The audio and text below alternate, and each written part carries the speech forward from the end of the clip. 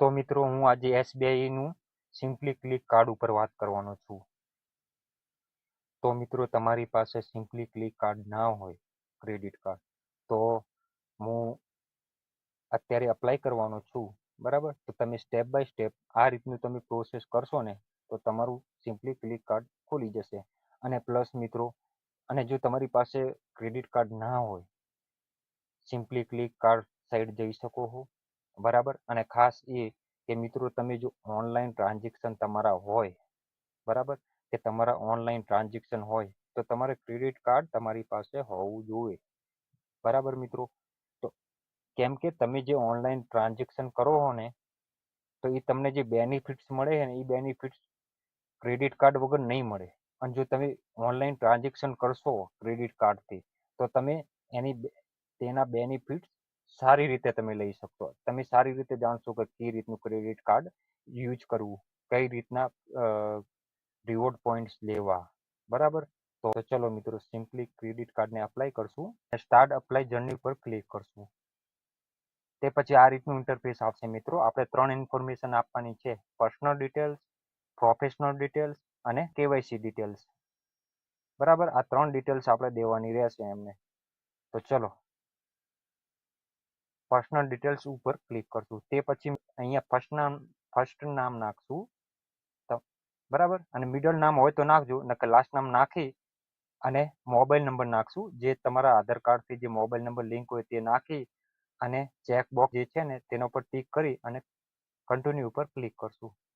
ચલો, તે પછી એક ઓટીપી આપશે, ઓટીપી નાખી અને કન્ફર્મ ઓટીપી ઉપર ક્લિક કરશું.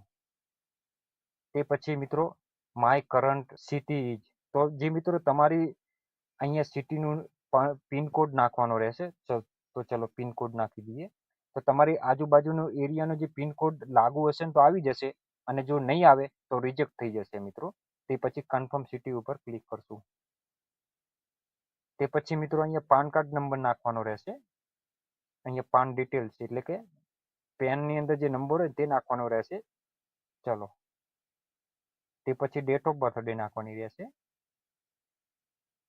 તે પછી કન્ફર્મ ઉપર ક્લિક કરશું.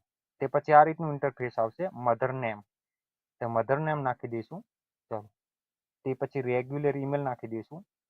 ચલો, રેફરલ કોડ ના હોય તો ઠીક છે, ના હોય તો ચાલશે. તે પછી કન્ટિન્યુ ટુ સ્ટેપ 2 ઉપર ક્લિક કરશું. તે પછી આ રીતનું ઇન્ટરફેસ આવશે ઓક્યુપેશનનું. તો સેલેરીડ, સેલ્ફ એમ્પ્લોયડ અને રિટાયર્ડ પર્સનલ. તો મિત્રો રિટાયર્ડ પર્સનલ તમે ક્લિક ના કરતા અને સેલ્ફ એમ્પ્લોયડ પણ ના કરતા. જે સેલેરીડ પર્સન છે ને તેના પર ટિક કરજો અને કન્ટિન્યુ ઉપર ક્લિક કરજો. તે પછી આ રીતનું ઇન્ટરફેસ આવશે. તે પછી અહીંયા કંપનીનું નામ નાખવાનું રહેશે. તો ચલો કંપનીનું નામ નાખી દઈએ. અહીંયા પણ તમે કંપની વિશે નાખી શકો, તમે શું કામ કરો છો તે નાખવાનું રહેશે કંપની વિશે. તે પછી કન્ટિન્યુ ઉપર ક્લિક કરશું. તે પછી મિત્રો એ એમ કહે ડિગી લોકરની KYC કરવી પડશે, એક આધાર કાર્ડની KYC કરવાની રહેશે મિત્રો. તો કન્ટિન્યુ ટુ ડિગી લોકર ઉપર ક્લિક કરશું. તે પછી આ રીતનું ઇન્ટરફેસ આવશે. અહીંયા એન્ટર આધાર નંબર, અહીંયા આધાર કાર્ડ નંબર નાખી દઈશું.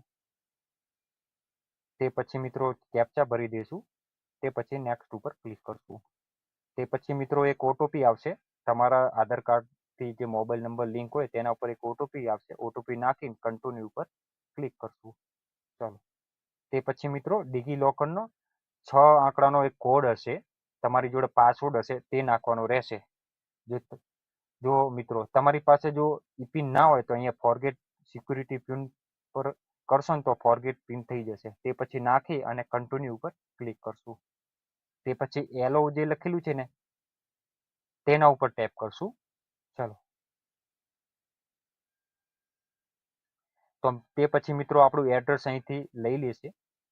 તે પછી કન્ટિન્યુ ઉપર ક્લિક કરશું. તે પછી આપણને સિમ્પલી ક્લિક કાર્ડનો કોંગ્રેચ્યુલેશનનો મેસેજ આવી ગયો છે. જુઓ મિત્રો, તેના માટે એક KYC કરવાનું રહેશે. તો કન્ટિન્યુ ઉપર ક્લિક કરશું. સેલ્ફી ઉપર ક્લિક કરશું. જુઓ મિત્રો, અહીંયા સેલ્ફી અપલોડ કરીને સબમિટ ઉપર ક્લિક કરશું. તે પછી મિત્રો આપણે અહીંથી બેંક વેરિફિકેશન ફોર KYC એટલે એક કેવાયસી કરવાનું રહેશે. તો અહીંયા એક રૂપિયો આપણે બેંકનો એક ક્રેડિટ કરવો પડશે અને એક ડેબિટ કરવાનું રહેશે. બરાબર. તો પછી અહીં મિત્રો આપણે બેંકનું નામ નાખી દઈએ, તે પછી બેંક એકાઉન્ટ નંબર નાખી દઈએ, ફરીથી બેંક એકાઉન્ટ, પછી IFSC કોડ, તે પછી નેક્સ્ટ ઉપર ક્લિક કરશું. તે પછી આ રીતનું આવશે કન્ટિન્યુ ટુ પે, એટલે કે મિત્રો આપણે 1 રૂપિયો પે કરવો પડશે ક્રેડિટ, એટલે કે આપણે 1 રૂપિયો પે કરવો પડશે. તો કન્ટિન્યુ ઉપર ક્લિક કરશું.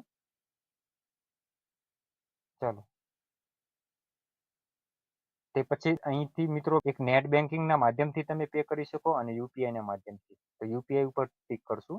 ચાલો, તો મિત્રો અહીંયા આપણે કોઈ પણ ફોન પેની હોય કે ગૂગલ પેની એની યુપીઆઈ આઈડી નાખી દઈશું. મેક પેમેન્ટ ઉપર ક્લિક કરશું. તે પછી અહીં સ્ક્રીન ઉપર આવી જશે ફોન પે રૂપિયો પે કરવાનો. તો તેના પર પે ઉપર ક્લિક કરશું. તો મિત્રો પે કરી દીધો છે 1 રૂપિયો, સક્સેસફુલ થઈ ગયો છે મિત્રો. તો જુઓ પેમેન્ટ સક્સેસફુલ.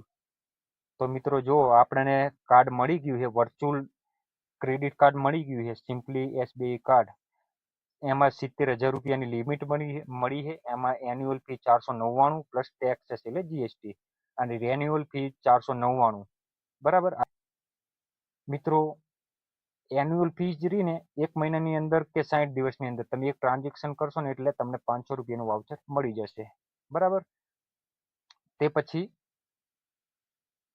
રિન્યુઅલ ફી 499 છે ને મિત્રો, એમાં 1 લાખ રૂપિયા આપણે સ્પેન્ડ કરશો ને 1 વર્ષની અંદર, તો આપણે 500 રૂપિયા ફીસ નહીં લાગે, મતલબ કે. તે પછી કન્ટિન્યુ ઉપર ક્લિક કરશું. એક્ટિવ કાર્ડ યુઝ ઉપર ક્લિક કરશું. તો મિત્રો આપણે 5 થી 7 દિવસની અંદર આપણા ઘરે સિમ્પલી ક્લિક કાર્ડ આવી જશે.